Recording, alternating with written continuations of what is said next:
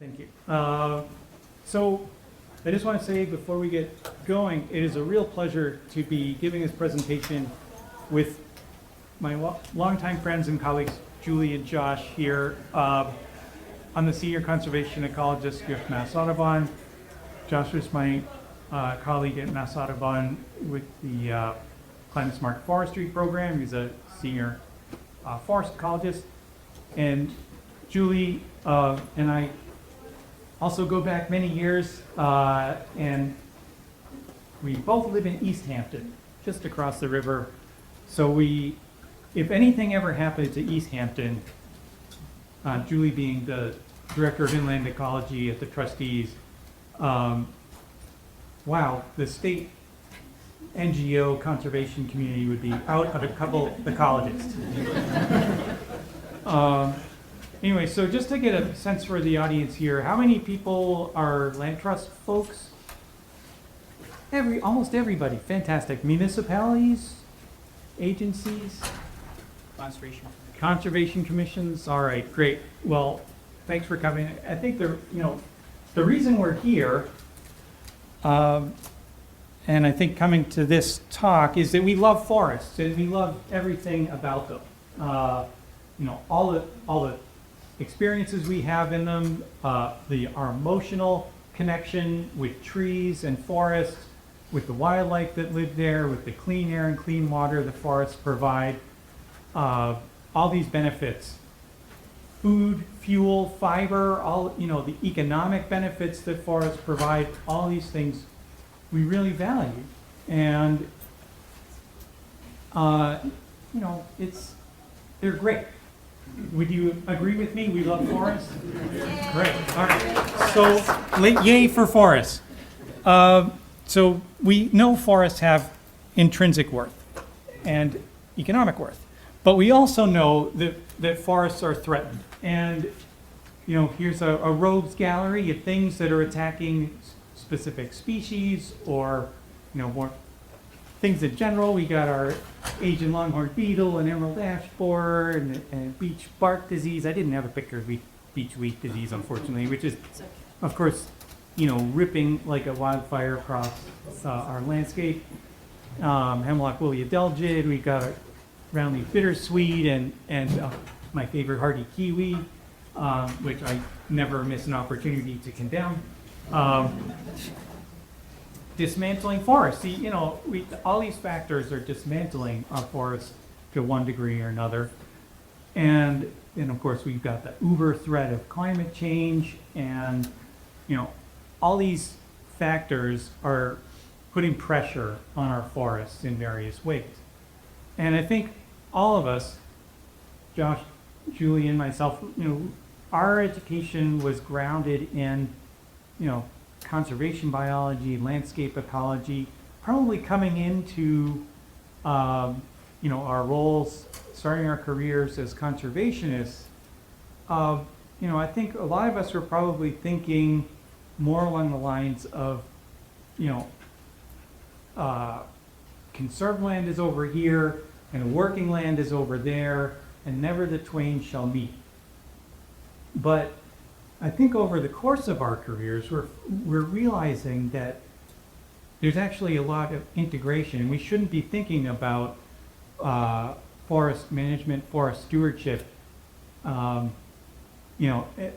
exclusively from conserved lands or passively managed lands. It's just we need to integrate across the spectrum from passive to active management. And I think I was just in this very room, probably last week at the Canopy Conference. I don't know if any of you were also there, but really talking about this, integrating forest stewardship into conservation stewardship, and I think that's what we're going to be exploring today for the rest of this talk. Hopefully, we'll try to get through our slides pretty quickly and then leave room, a decent amount of room for discussion. That's our objective. So we know our forests are changing. I put a little asterisk there because our forests are always changing in that, like if you look over the 10,000 year history of forests in New England, composition has changed over very, long time frames. There's no static forest in this region, but still on a human time scale, our forests are changing fast. And I think, in particular now, a lot of the drivers of that change are human-related factors: climate change, invasive plants, invasive pests, and so on and so forth. So economic influence is really driving a lot of our forest change. Of course, land use conversion, so forest loss, forest fragmentation, remains a problem. So our forests are changing. So how do we respond? And how do we respond as a conservation community? What tools do we have in the toolbox to think about our forests, to understand, how might we steward them? We all want to do the best we can. We want to do right by the properties that we are responsible for. So how do we make decisions about these things? So I want to emphasize that a few key concepts. One is that there's a spectrum of approaches is appropriate in the landscape. Paul Gonzaro, I first heard this phrase just again last week, right here, the shades of green. I want us to think about that concept, that it's not either or, it's both and, in terms of passive and active forest stewardship. And also, secondly, forest conditions matter. That is, just if you bear with me for a second, we're all adults in this room. We all do adult things, and of course the thing I'm thinking about is laundry. And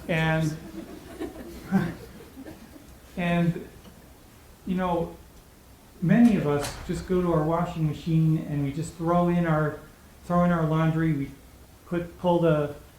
press the button for the regular setting and just run it through and keep our fingers crossed and hope all is well. But you know what? Every piece of laundry has a tag on it that says care, care instructions. Maybe you didn't want to turn your white shirt pink, or, wreck your sweater, all these things. But how do you make decisions? Well, it takes a little more time, but if you actually follow the instructions on the machine and on your clothes, you get a better result. And, why am I talking about laundry when we're thinking about forests? Well, I think that, hey, forests actually, if we pay attention to them, they're actually kind of telling us a little bit, they direct us to making some decisions about their stewardship. So, what is the condition of the forest? Does this place need a little more care, or is it actually okay? We can be a little more hands-off in that location. So if you take the time, you'll end up with a better result. And that's all I'm trying to say with that analogy. And then, of course, you can't do everything everywhere. There's got to be trade-offs. If you're trying to manage for prairie warblers, it's probably not a great place for affiliated woodpeckers, for example. So those are things that we need to keep in mind. Every acre can't provide every benefit. So just trying to think about which acres we want to direct towards certain benefits makes a lot of sense. So, the playing field we have is the state of Massachusetts. We've got 5 million acres or so of land in the state. About 3 million acres of that, or 60%, it's a little bit under 60%, is forested. And of that 60%, about 2 million acres, or 2/3 of that, is held by private deed holders. So we've got a lot of folks who are interested, who are forest landholders, and You know, we're all in there trying to make decisions, maybe independently, maybe, you know, using resources like our state service foresters or conservation organizations, and so forth. But that's our playing field. And I just want to point out, even under our most ambitious land protection goal right now, 40 by 50, excuse me, about 1 million acres will remain unprotected. So forest stewardship, it has a real role to play in shaping our landscape on a lot of acres, not just on conserved land, but on other private land as well. And as I implied earlier, I feel like it's important for us to keep in mind we have a spectrum of options. It's not either or.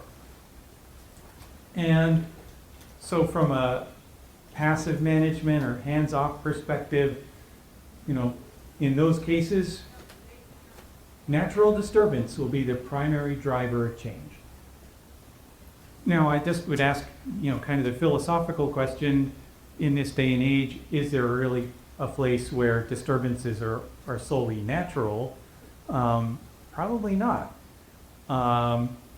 So what does that say about the passive management approach? Will we end up getting to where we want to be if we just leave everything alone? I'm not sure. And then on the opposite side of the spectrum, we got intense hands-on management that might include, you know, it's defined as intentionally shaping forest composition and structure. And that might be creating wildlife habitat deliberately, harvesting wood products, restoring ecosystems, adapting to climate change, these different activities. They would take more of an active approach. And I just heard, you know, Paul Catanzaro speaking in this room last week, you know, breaking that barrier down, not saying either or, but let's think about shades of green. There's no one-size-fits-all approach that's going to work on every acre. And so to illustrate this a little bit, we've got a couple of graphics here. On the left side is sort of more of an economic looking lens on the question. So if you have low economic pressure, then maybe you can put more land in reserves. Whereas if you have high economic pressure, maybe that pushes you more toward active timber management. Whereas, and on these others, on the vertical scale, we've got the active to passive gradient. Carbon markets might be in the passive side of things. You know, an option if you still need to make some money from your property, from your forest, maybe carbon market would be something to think about. Then maybe more where the land trust and other conservation community would be looking at is more on the right side of this chart, thinking more purely or less about economics and more about the environmental stressors that I was talking about earlier. You know, if the environmental stress is low, then that would be a great place for hands-off management, for reserves, focusing on carbon storage, maybe light touch work here and there. And then, you know, where those stressors are high, a lot of invasive species, super abundant deer populations, et cetera, we would think more about active management approaches. Are you with me on that? Great. And so, you know, with that baseline and understanding, we have a few case studies that I'm going to walk you through. I'm going to walk you through the first one at our Mass Audubon's Flat Rock Wildlife Sanctuary in Richburg. And then Julie will talk about Notch View Reservation in Windsor, and Josh will talk about Elm Lake Park in Rowe. So just to orient you a little bit, this is a map of Mass Audubon's wildlife sanctuaries. The yellowish line, I'm, as a senior conservation ecologist, for the central western region of Mass Audubon. I'd cover everything west of Route 495 or so for the organization. And I just want to point out that Mass Audubon's active forest management practices, we're not doing those everywhere across the board. By far, the organization's most common forest management practice is passive, it's hands-off. There's just a lot of acres out there. But in certain places that, again, we read the label. They said they were telling us something about how these lands could be stewarded. We do get involved much more actively. And our Flat Rock Sanctuary in Fitchburg is one example. So I'll just share that briefly here. I want to bring you up to the hills above the city of Fitchburg. How many of you been there? A few folks. Yeah, it's a lovely, lovely spot named after this rock. No, I'm just kidding. Maybe, I don't know. But there's a granite bald at Flat Rock, and very, very shallow soils there. There's a history of fire on the site. And the first time I went there, maybe 2006 or so, I was like, holy smokes, there's a remnant pitch pine population here. And there's these little heath barrens just like tucked in among everything. This place is awesome. We need to burn it. But it took me, 15 years to finally get funding and, plans lined up to actually actively manage this place. And so here's a before picture. You can see this, there's one of our pitch pines right there. And then from the similar vantage, you can see that, the same tree, same sign, quite a bit different, much more open appearance as we thinned everything out. And what that looked like from the Google Earth perspective is you have it, can't really see that at all. That's better. Yeah, so we basically created a kind of a hole in that previously solid mature forest. It's about a 20-acre harvest area. We retained all the pitch pines we could. We retained a pretty decent scattering of oaks, scarlet oak, black oak, red oak up there. But the important thing is what we took out. There were a lot of white pines growing in, and a lot of red maple, a lot of gray birch and black birch, and white birch was up there too. So it's just like kind of generalist species. And they weren't really what we wanted. We want those specialists that are adapted to those super shallow soils, super droughty site, that can withstand that a fire regime potentially in the future. So one of the concerns residents, neighbors had about the project was, hey, if you're going to be doing this heavy forest cut in this area, isn't that going to increase wildfire risk? This site had experienced a fire just in 2000 or so, about 3 acres burned, multi-town effort to manage that fire, right up there on the ball. But in fact, we ended up removing pretty much all the fuel possible from this cut. And a lot of things. This wasn't an economic cut that in any way. People are like criticize, how much is Mass Audubon making out of this project? It's like, no, we're actually paying to have it done. Primary funding was through Mass Wildlife's Habitat Management Grant Program.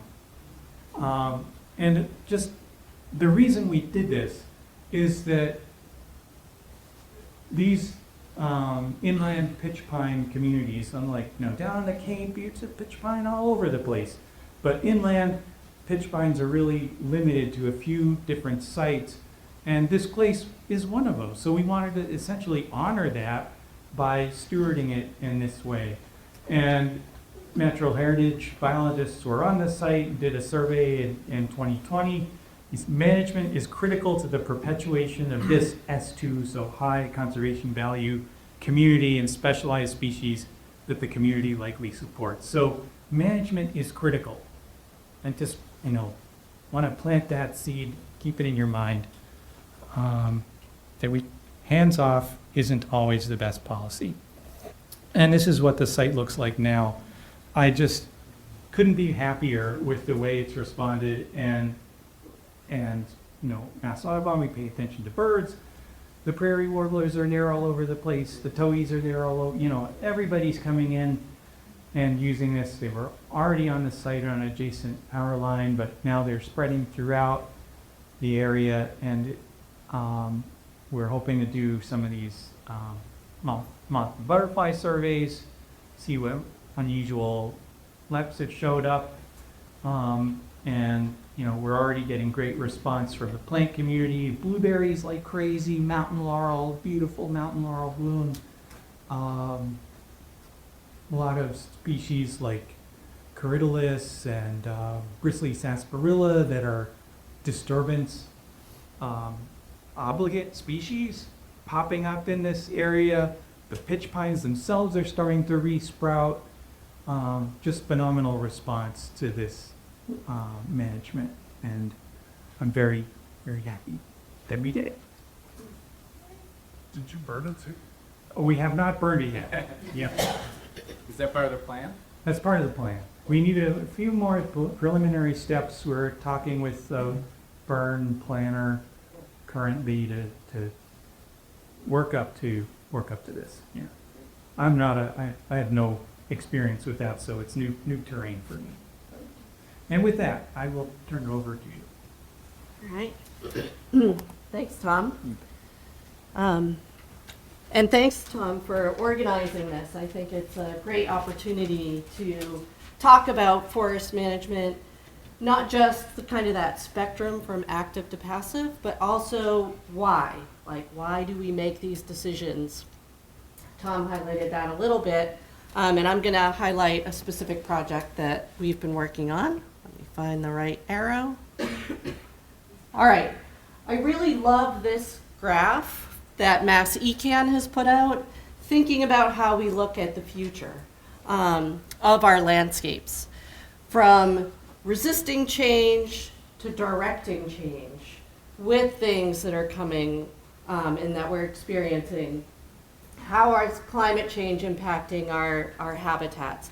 How are invasive species impacting our habitats? How is our management impacting habitats? And the different reasons that we could do things across the spectrum, from resistance, trying to maintain habitats for specific rare species, to just trying to make healthy natural communities that are resilient against these factors and threats that are going to be hitting them. And then thinking about transforming, what are these habitats could be in the future, under kind of really passive, just letting it happen, to active transformation. So I'm going to be talking towards the end, the active transformation part. Is everybody hearing me okay? Am I speaking in my right? Okay. So we know we have a lot of stressors. Tom talked about these a little bit. I'm not going to go through them all, but I did want to highlight that these stressors also have interactions amongst themselves. So climate change is impacting our disturbances, invasive pests are interacting with deer overbrowsing, et cetera, et cetera. So it's not just an individual threat, but how these threats are really impacting our habitats. All right, I love spaghetti, kept throwing it. More and more spaghetti, there we go. Climate is impacting our forests. And I really started thinking about this a number of years ago as I was thinking about Notch View, which is one of our high elevation properties, thinking about, okay, what is going to be the climate in the future? are the trees that are there now going to be the same trees that are going to be there in 100 years? You know, we're looking at forests that are 80 to 100 years old, and I'm trying to think out the next 100 years. And so this is just a series of maps showing how the plant hardiness zones have changed just since they were produced in 1990, 2012, and then the 2023 map. And I'm really looking at that zone in the kind of upper Berkshires that is shifting from that blue, light blue towards green color. So let's talk about Notchview. Notchview is the largest trustee's property. It's over 3,000 acres now. I think it's currently around 3,200. It's a mosaic of forests and wetlands and grasslands. And we're managing our grasslands. We're managing aspects of our forest for trail access and a Nordic ski area. The prevailing disturbance patterns are natural disturbance patterns, is snow and ice damage.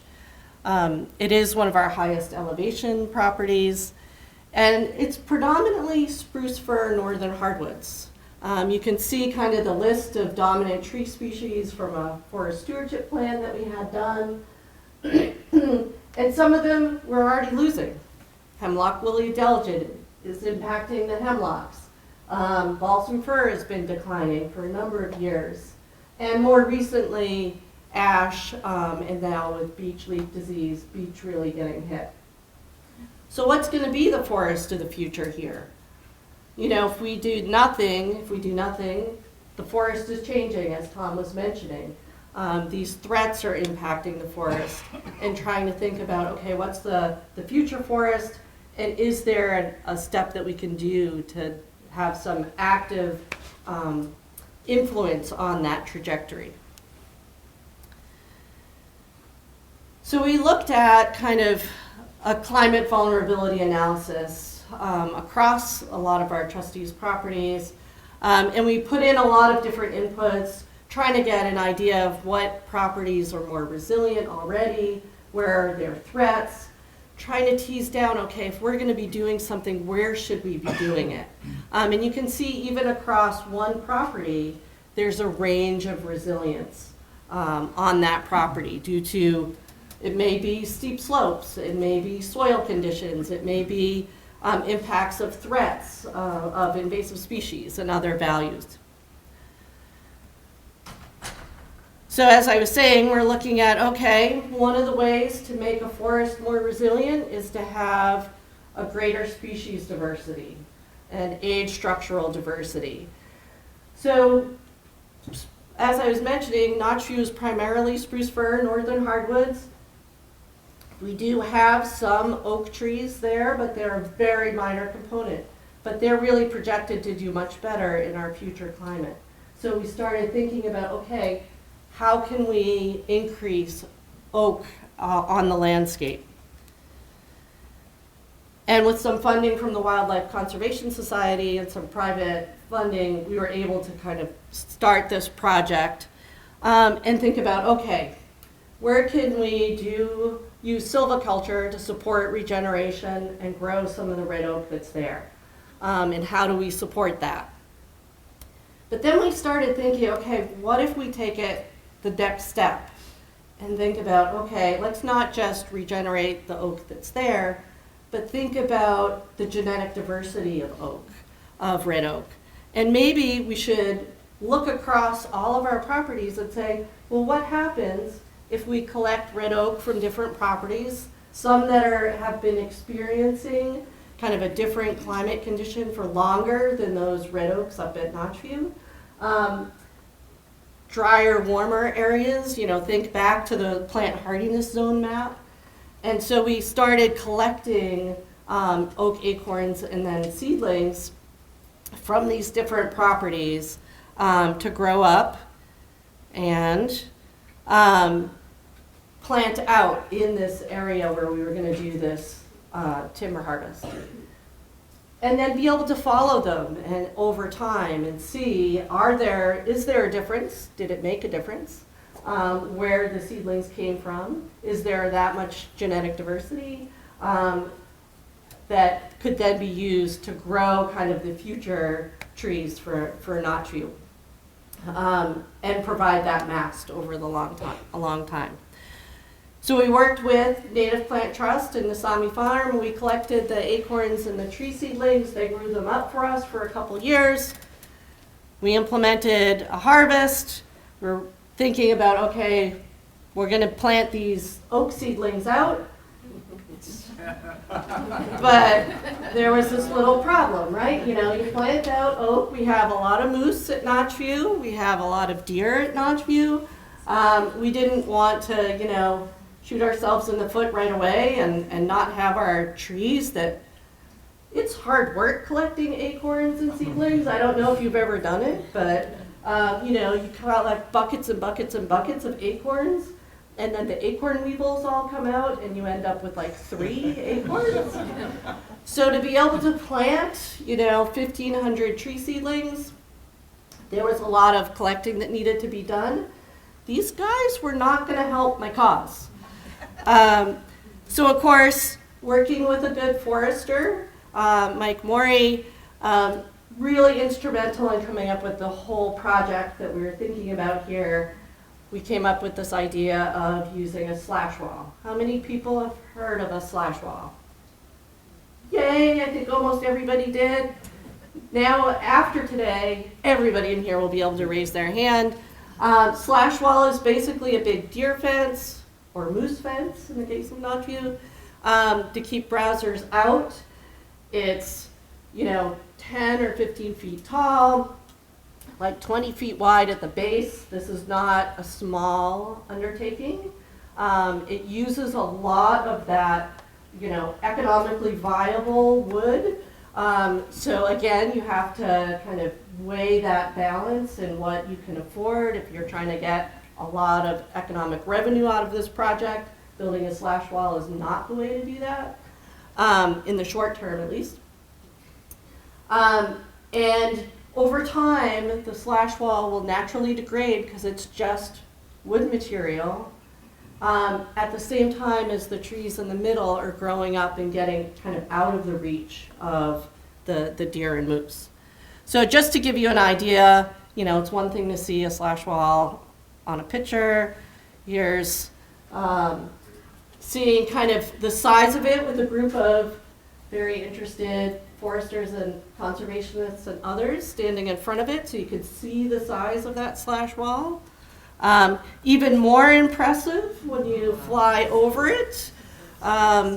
This is a great shot of our harvest, showing that we didn't clear cut, we had some retention. You know, kind of, again, working with a good forester helps you figure out the best way to do this. Having open areas that are going to support the oaks with all the sunlight that they need, but also keeping some of the good spruce on the site as well. Also wanted to put in a plug in for Lighthawk conservation flyers. If you haven't heard of them, please look them up. They're volunteer pilots that will take out land trusts and others to look at your properties from the air, and they do it all for free. So look them up. They're an amazing organization. So we built the wall. The wall was built in early 2025, so basically end of 2024, early 2025. This is how it looked this past summer, with a lot of the growth, resprouting, as well as natural regeneration.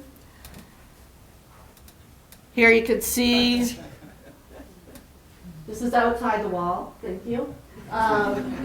But you can see that we had some very interested neighbors coming out to check out the area, and doing some very careful weeding of the area immediately outside. And then last fall, we actually planted around 1,000 to 1,200 tree seedlings with the help of lots of volunteers. and trustees, staff, and groups from UMass came out. Thank you to the Forestry Club. Thank you, Paul. And we got all these trees in the ground. I don't know what's going to survive, but we're going to find out this coming year. And then I just wanted to highlight, this is a really good picture of the wall in the fall as we were wrapping up planting.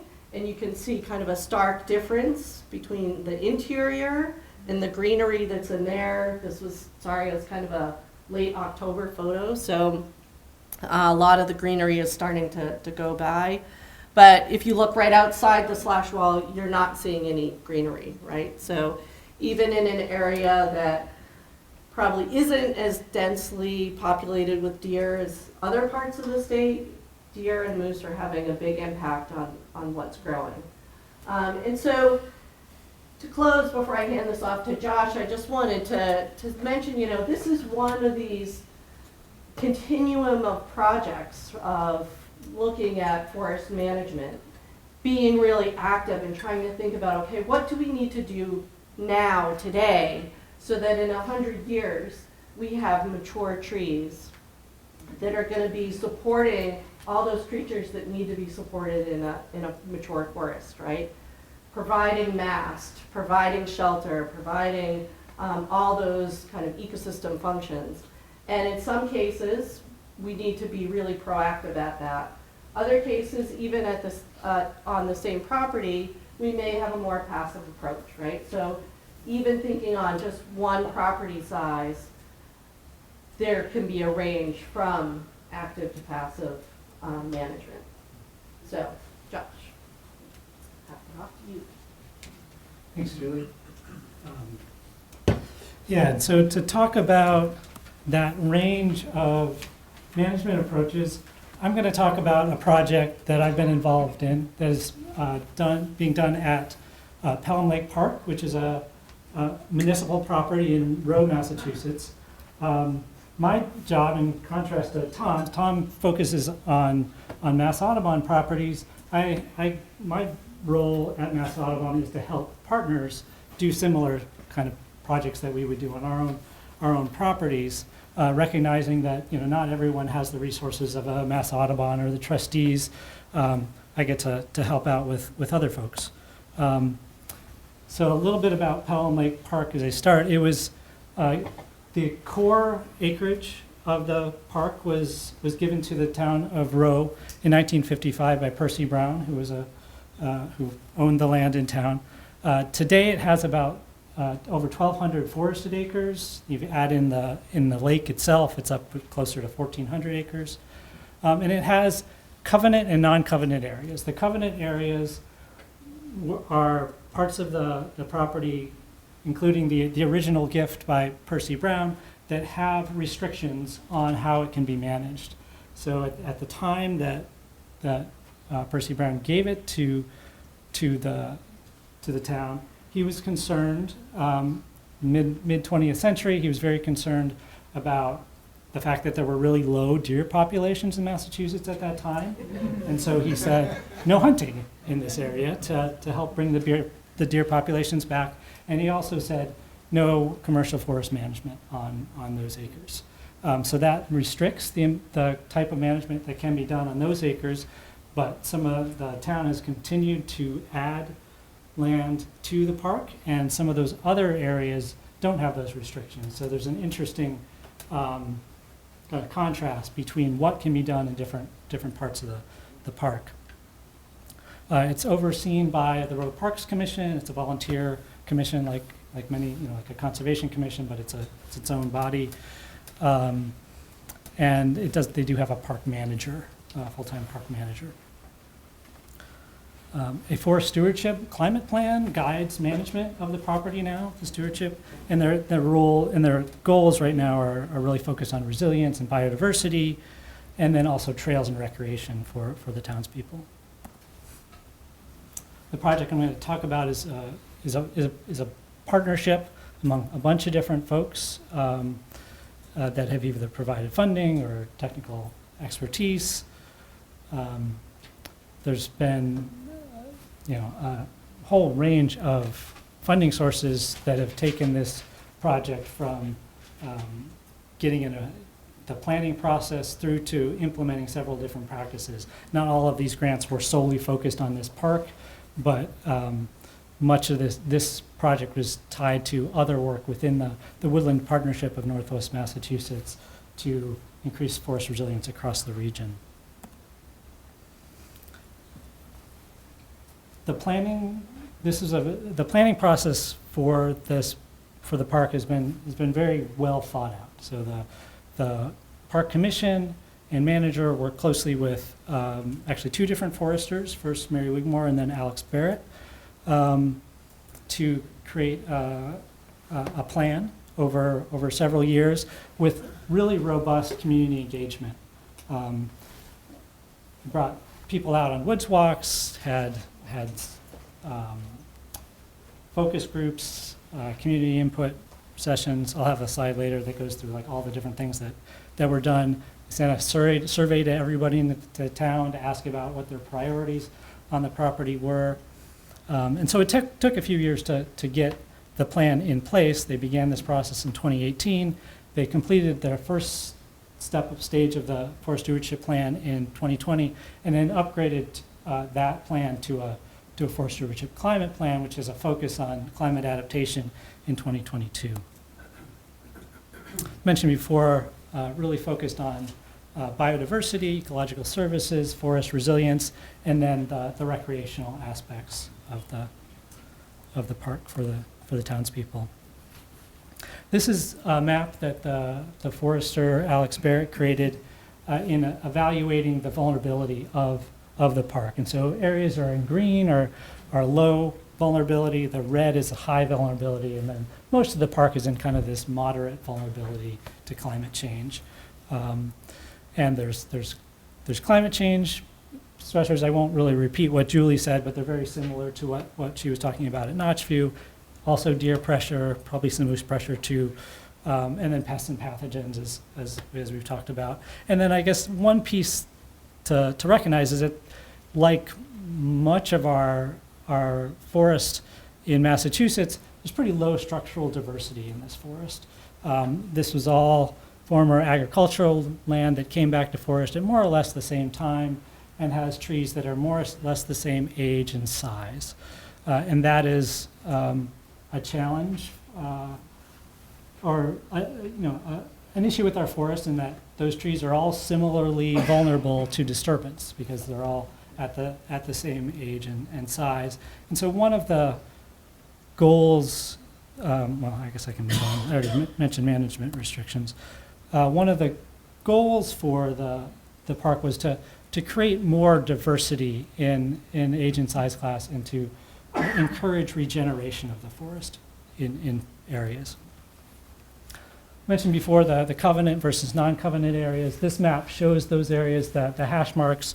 The western side of the property is largely in the covenant areas, whereas the eastern part is mostly doesn't have those same restrictions. And so the management recommendations for those different areas were different. So the covenant areas largely focused on a passive management approach that focused really on the recreational aspects in terms of creating and educational aspects. So there's a trail. I'll talk about these particular the recommendations in future slides. And then the non-covenant areas really took a more active approach to managing some of these vulnerabilities. I mentioned before this site is a real jewel. It's a real really important to the people in the town.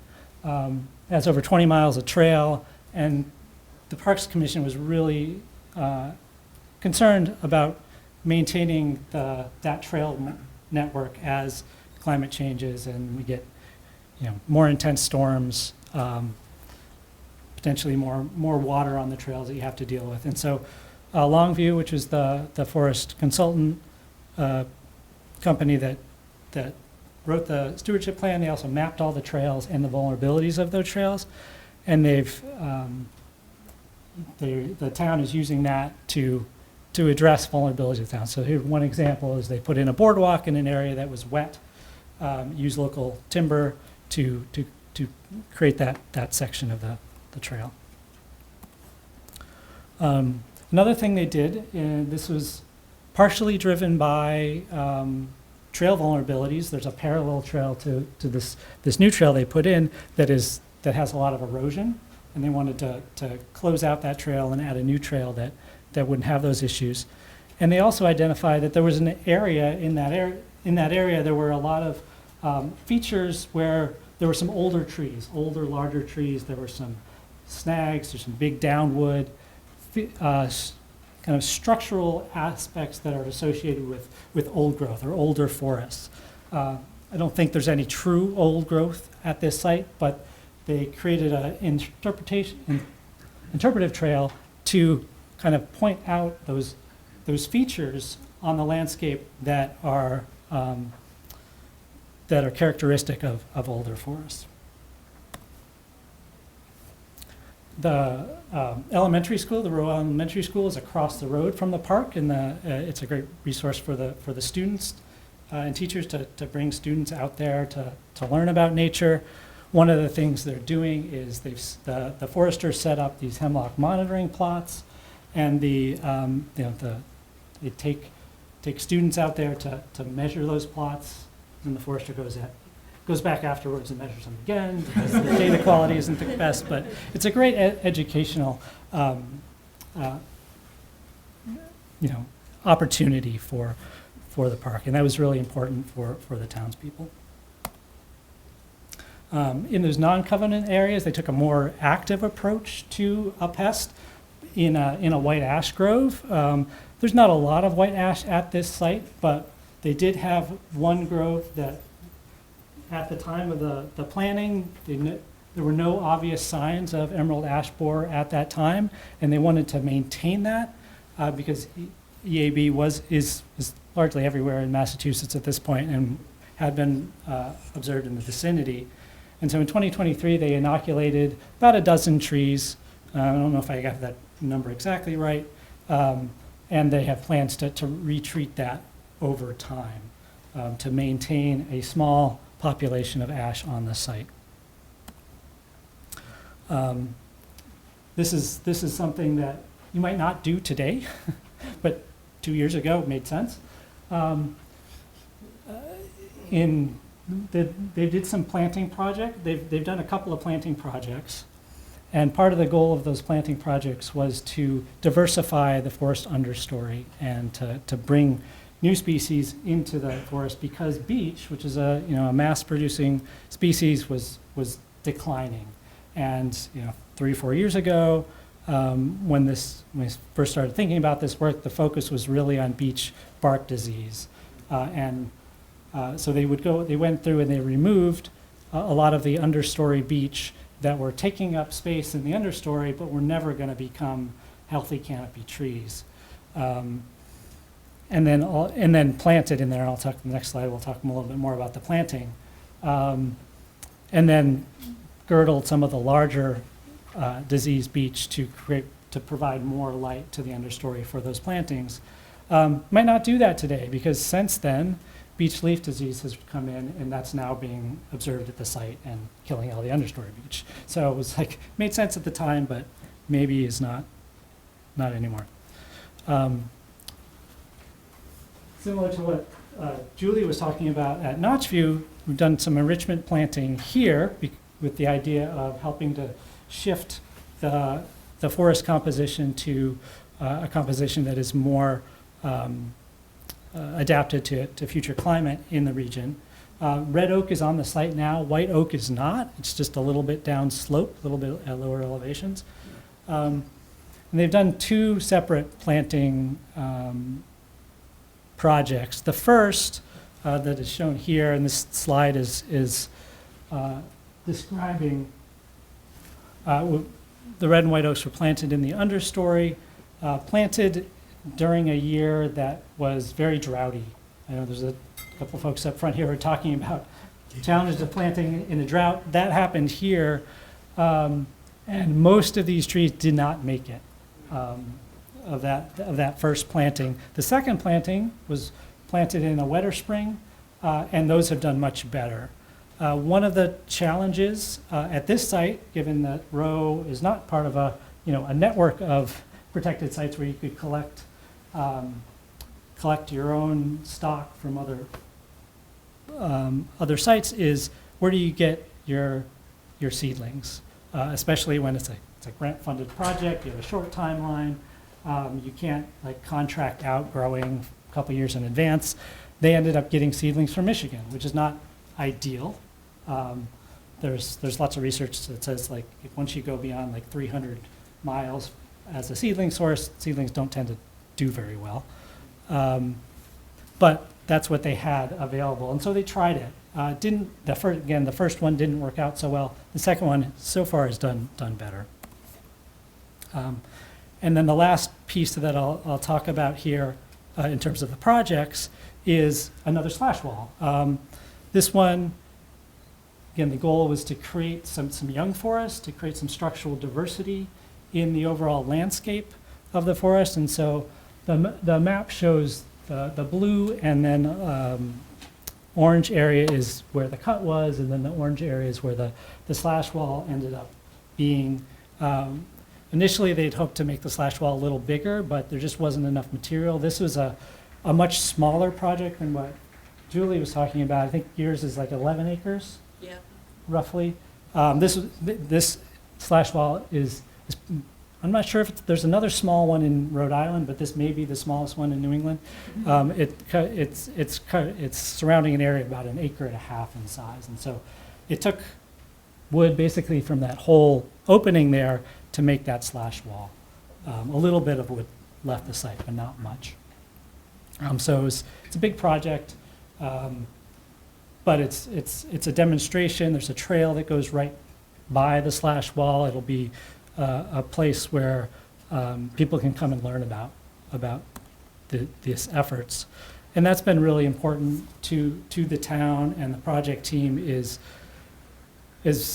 using this project as an opportunity for people to learn about it. And so I mentioned the Royal Elementary School. They do field trips there. Mass Audubon has also engaged as educators have gone to the town to do lessons in classrooms. The Park Commission meetings regular updates are presented at the Parks Commission meetings and other public meetings, public information sessions in the town. There's been numerous wood walks. There's been multiple town-wide mailings. They regularly update the project on the town website and send out updates to email lists and their town newsletter. One thing that we've done my team does in almost all of our projects is to try to bring in indigenous community input. And Tom mentioned that it's talking about the history of forest in New England. It's about 10,000 years old. So is the history of people in New England is about 10,000 years old. Our forests have always had people in them, and for the majority of that time, that has been indigenous folks. And so bringing those folks into our projects has been really, really beneficial. In this case, we had a indigenous ecology and land stewardship panel where we had some of our indigenous partners come and talk about how they think about the forest, and integrate that with our workflow. We've also created on-site signage. That's an example of one of the trail signs. There's several trail signs and a trailhead sign. And then the last thing I want to mention is the forestcenter.org website. This was a website produced by one of the grants that included the Rowe community, but it's really for the Woodland Partnership in Northwest Massachusetts. But I think the information on there is really applicable beyond that. And it provides information on forest management approaches, forest stewardship approaches, and the forests of the region. And there's a case study of this project on there if you're interested in learning more. With that, I think I'll stop, and I think we'll all take questions in the last couple minutes we have.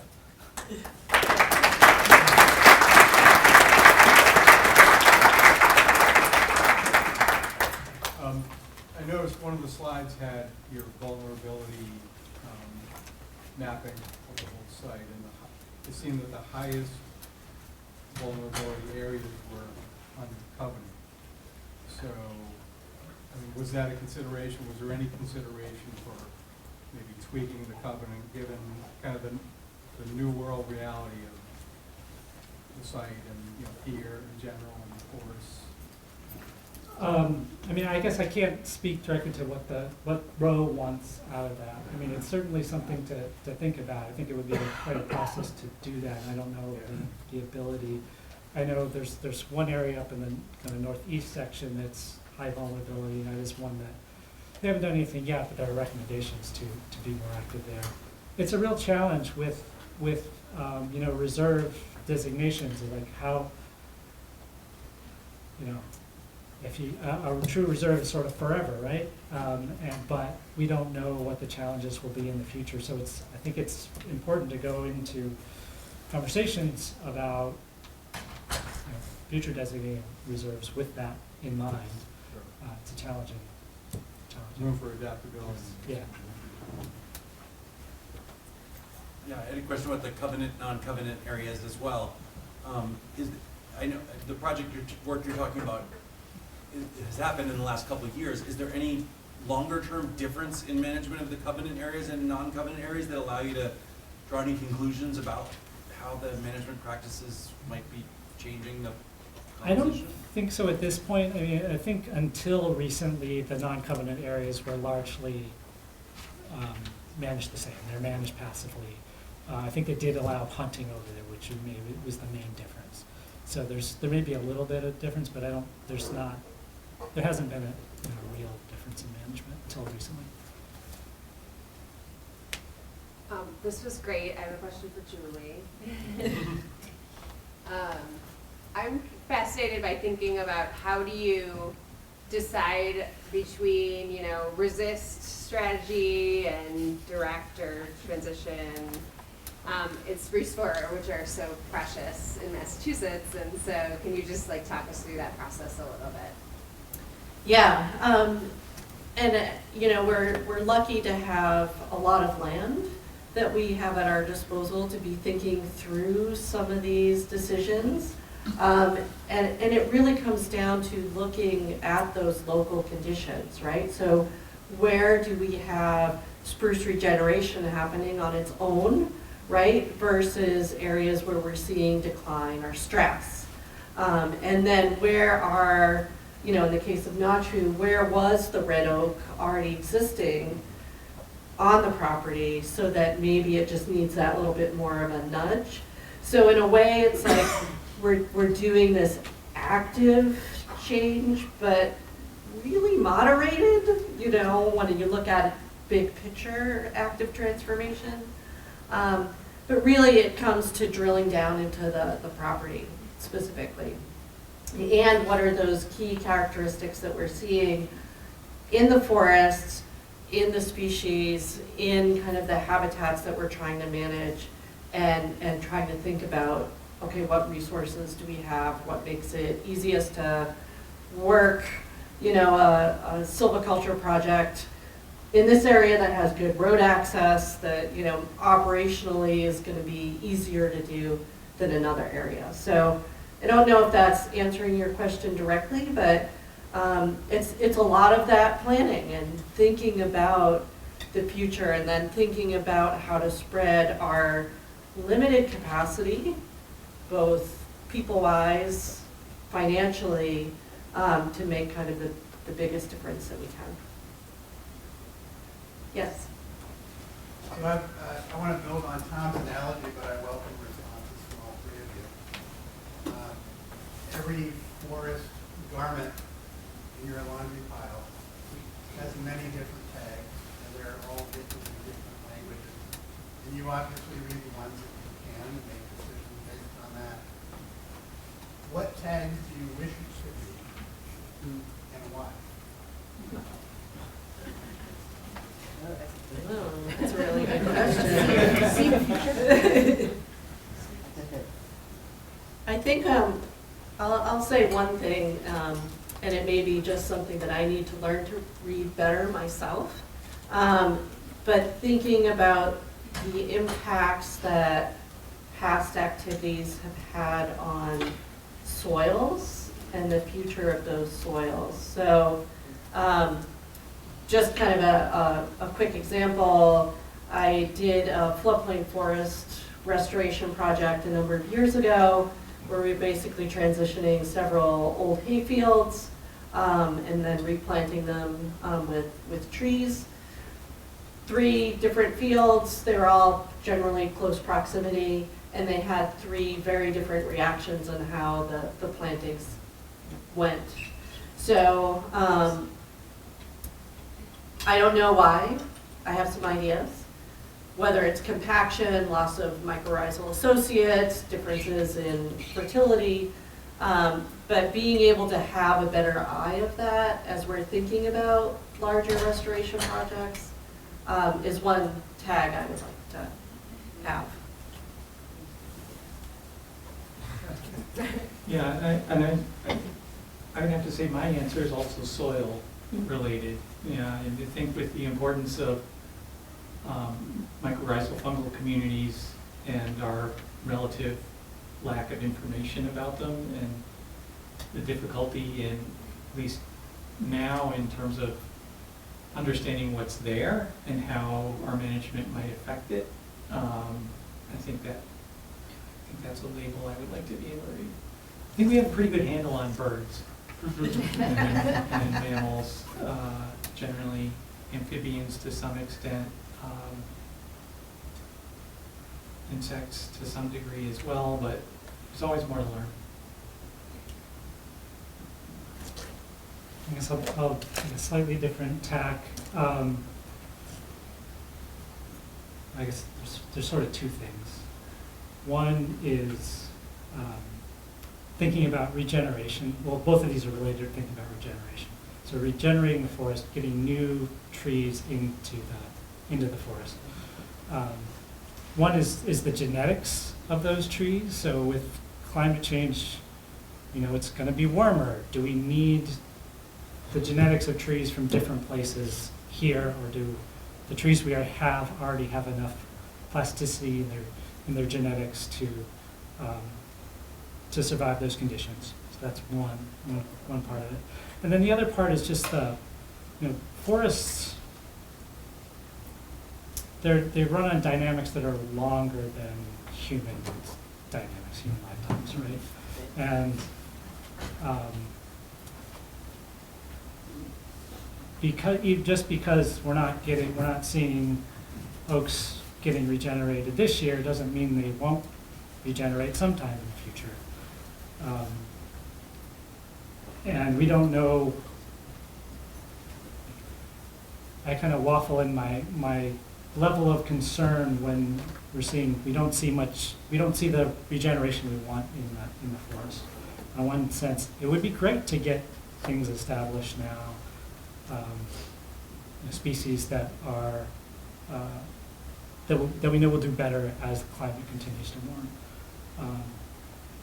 On the other hand, an oak tree that's out there now needs to reproduce, needs to make one acorn that turns into another oak of that size to replace itself, and it will make thousands, maybe millions of acorns over the course of its life.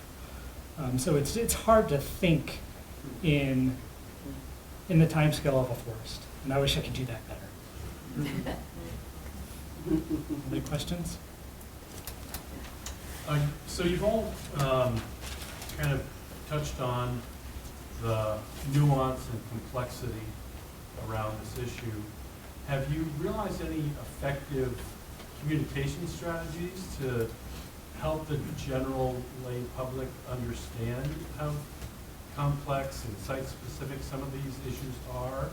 Because I think generally they get small sound bites that aren't necessarily helpful.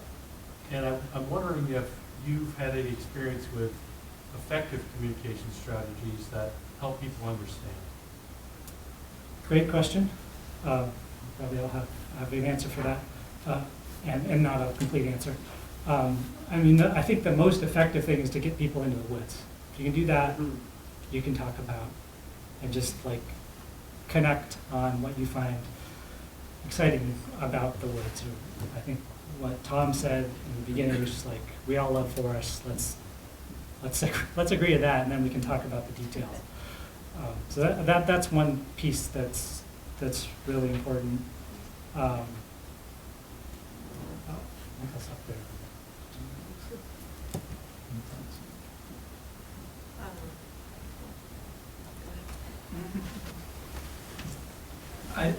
Again, I would agree with that. We have received a lot of criticism for the projects, forest management projects that we've done, and had landowners, abutting landowners say, you know, I thought Mass Audubon was a responsible, you know, landowner. What is this? You know, this is ridiculous. We had donors say, you know, one person literally, I'm never giving you another twig.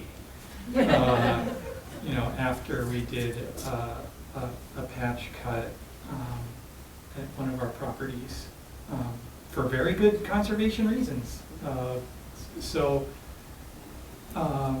I think the forest management issue on conservation land often engenders a very emotional response. And then the pro-forestation crowd, if you will, inflames that and discourages the idea of active management on conservation land. I think the way that we've come at essentially, you know, trying to communicate why we made the decisions to actively manage where we have is based around essentially circles of influence. You know, trying to talk to our close friends, you know, folks around the properties. How are we, hey, we're planning to do this action. Take your temperature on that. I've been, you know, woods walks, just an incredible tool, get people out there, talk over the issues.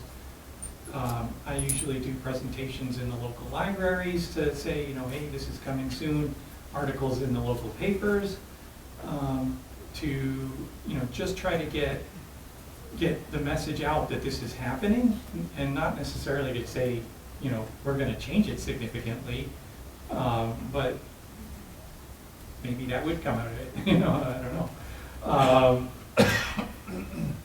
But those, you know, really trying to get the word out of these projects before the work happens has been, I think, a super important part of being able to essentially communicate a justification. And honestly, this workshop, we convened this or pitched this to the conference planners because we wanted to, you know, just get this conversation going in the broader community, because, you know, it often feels like we're embattled by a public that really despises active forest management, and not realizing that you may not get what you want if you don't do it. And I think for Mass Audubon in particular, we're really focusing strongly on, you know, our two main crises right now, the biodiversity crisis and the climate crisis. And you can't address the biodiversity crisis if you just solely focus on the climate crisis, or vice versa, in my opinion.